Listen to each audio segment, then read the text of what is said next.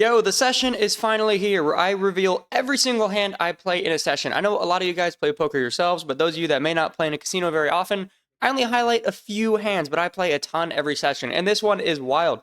I get aces multiple times, hit the biggest hand I've hit all year and get led into on every street.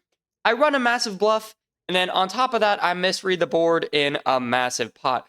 So it's a good one. And we are so close to 3K subs. If you guys could leave a like, leave a sub. It would be a lot cooler if you did. Anyways, let's get into the vlog. I come in on the big blind and look down at ace-5 of spades. There's a cutoff straddle, which means it starts to the left of the straddler on the button. So when it gets to me, I actually just limp. I think raising like small suited aces is a really big mistake in low stakes because often you're going to flop an ace and be horribly behind, and you really just want to flush over flush people that don't fold. So I end up limping, and when there's a flop of jack 8-5 with 2 clubs, I just fold when the button bets out for $20. I then fold king 8 to a raise, 2-6 and a bomb pot to a flop bet of 10 when we miss everything, 10-4 pre and 8-5 pre-flop. There's a button straddle, and then I look down at queen 10 in the hijack. The big blind pops up to $10. The low jack calls. I go ahead and call in the hijack.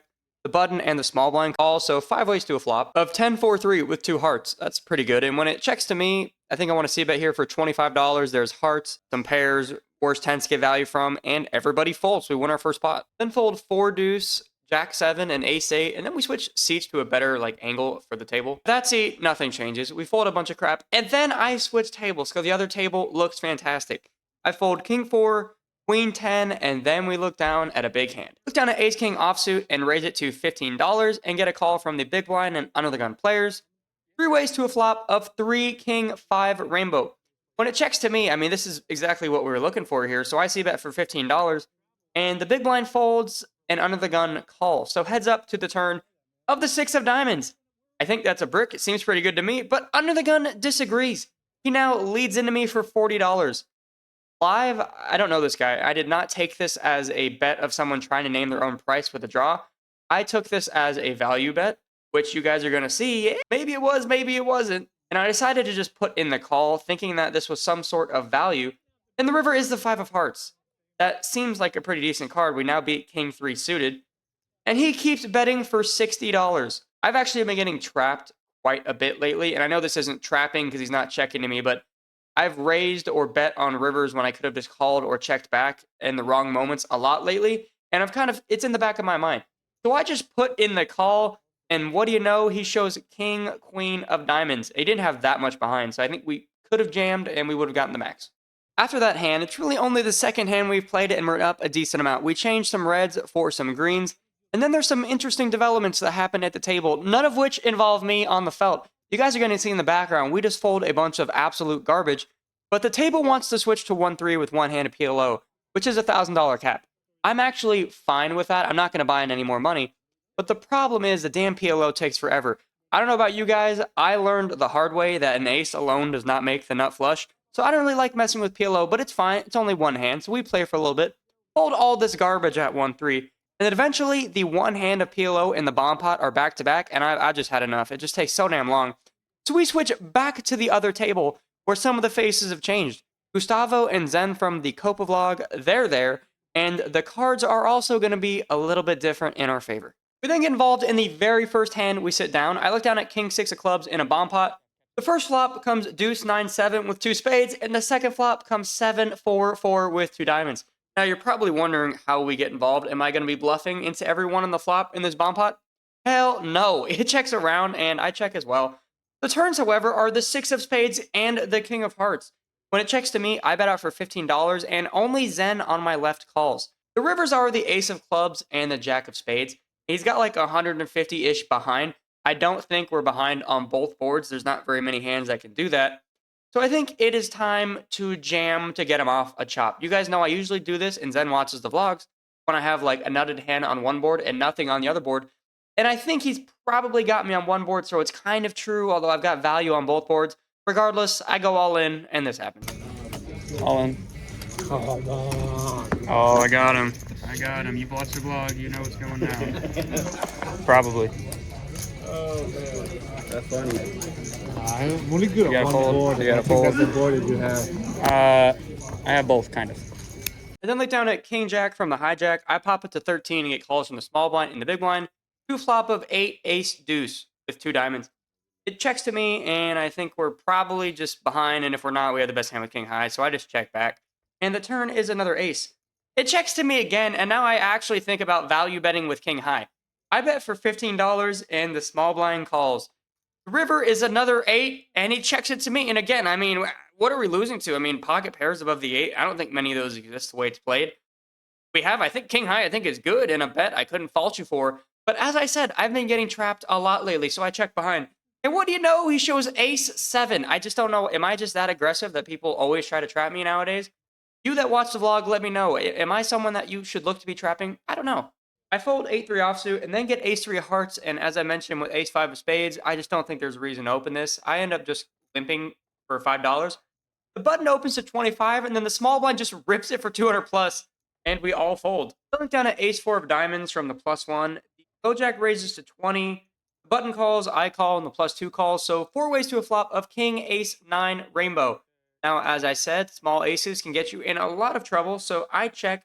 And thankfully, everyone checks as well, feeling a lot better about my hand. And the turn is the 6 of spades.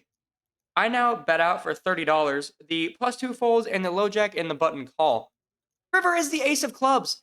And out of position to 2 people here, one of them being the pre-flop raiser, who could have been trapping with a set on the flop or a bigger ace. I think this is a spot where we're way ahead or way behind.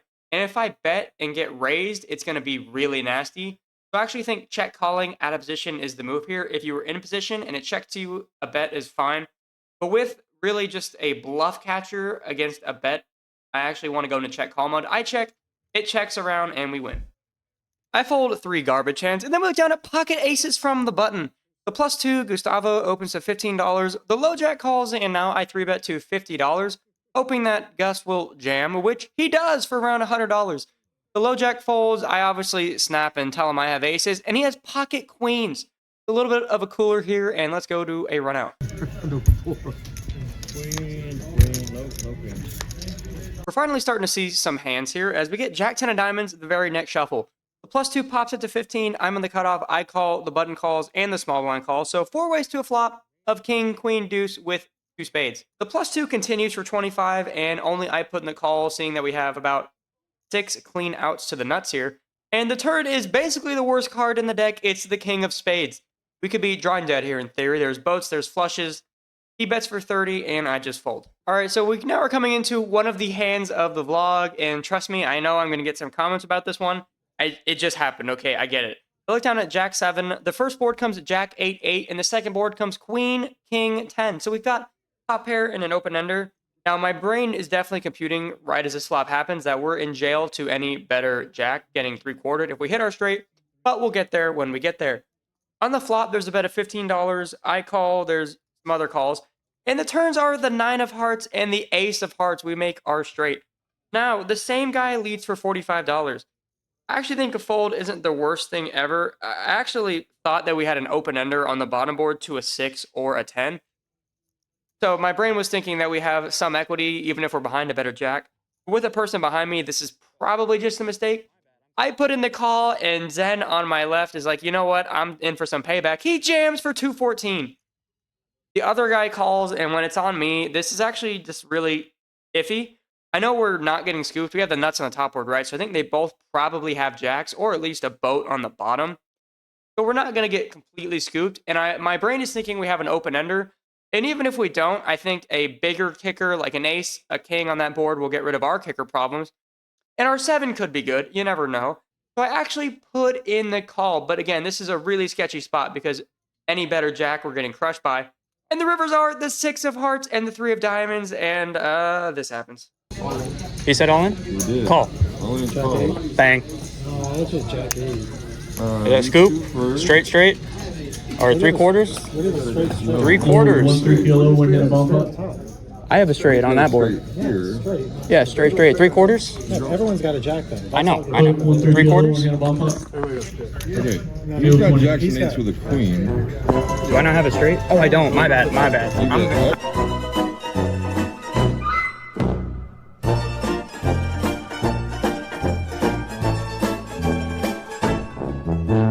That hand was like Fight Club. Let's not talk about it. And then we look down at King 10 in the big blind.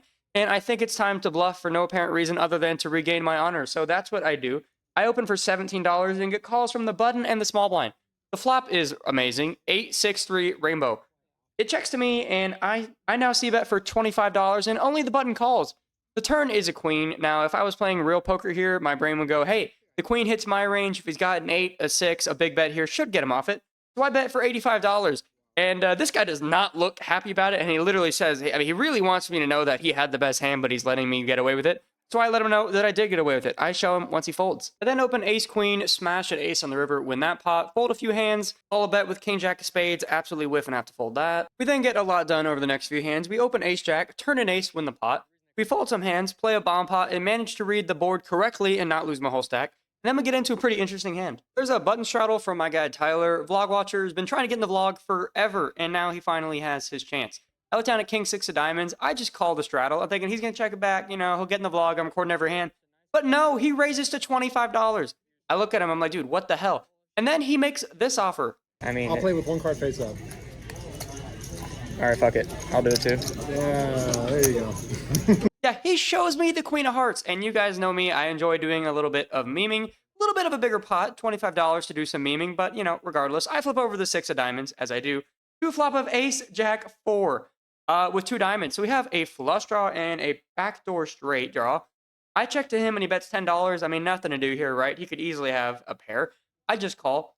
The turn gets us there, but not really. It's the 6 of hearts. Now we do have some additional equity. He checks again. Now I definitely am putting him on ace queen or queen jack, but probably just ace queen specifically. And I put in the call. River is the 10 of hearts. I check, he bets, and I fold. I immediately get rewarded for being a good sport last hand as I look down at pocket aces again. I pop it up to $15, and this is shortly after that king 10 hand, as I guess you guys have seen now because you know every hand that I folded. And the guy from the king 10 hand calls, who definitely wants to get me back. I can already tell that.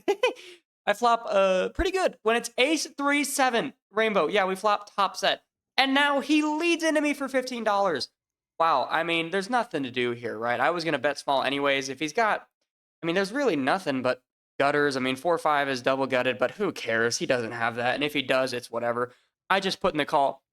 How about the turn of the ace of hearts? Wow, did not see that one coming. And even better, he continues for $15. He doesn't have that much in a stack in room position, so I'm just going to call and then raise the river. The river is the 3 of clubs. Oh no. And he bets again for $15. I take a couple of seconds, and then naturally he's only got 50-ish behind. I go all in. He does not look happy, clearly, because I know he doesn't have top boat because I have top boat. And even better than top boat, I have quads. He eventually calls. I show him the quads, and of course we're good. This was the biggest hand I've hit until like 2 weeks later when I played 2-5 at TCH and hit an even bigger hand. Okay, maybe not a bigger hand, maybe quad aces again, which I didn't record, sadly. But the next session, spoiler alert, is going to be 2-5. Yeah, it's going to be a really big deal. But we win a huge pot, hit the biggest hand we've hit all year. And that guy said he had 2 pair, which means he had 7-3. And I don't buy that. But anyways, we win the hand. After that hand, we really only see 2 more notable hands the entire night. We see queen jack of hearts, open it up, go multi-way, shocker, with the flop and have to fold. We get pocket 7s, and I open it up, and there's 2 overs on the flop, but it checks all the way to the river 3 ways. And I turn a set as a one-liner presents itself, and a guy bets on the river and end up tank calling, and I'm wrong when he has a straight. And then we see a bunch of garbage hands. So that was about 3 hours of play, 78 hands that we went over. A lot of folding in this one. That's really been all my March has been. Folding with like random spurts of greatness in the middle. Those aces being the greatness I'm referring to. I haven't had a lot of sessions where it's just been like bang, bang, bang. It's been a really slow March. But anyways, the next session, we're heading to TCH and we're playing 2-5, where the stacks are pretty big. Look like this. So anyways, again, we're on the road to 3K subs. You guys could drop a like, drop a sub. Helps the channel so much. If you guys want me to do another one of these, let me know. Maybe a session where I get more involved. If you do, let's get to 600 likes. These are a pain to edit, which is why I don't do these. Anyways, as always, I'm Chris, and I'm out.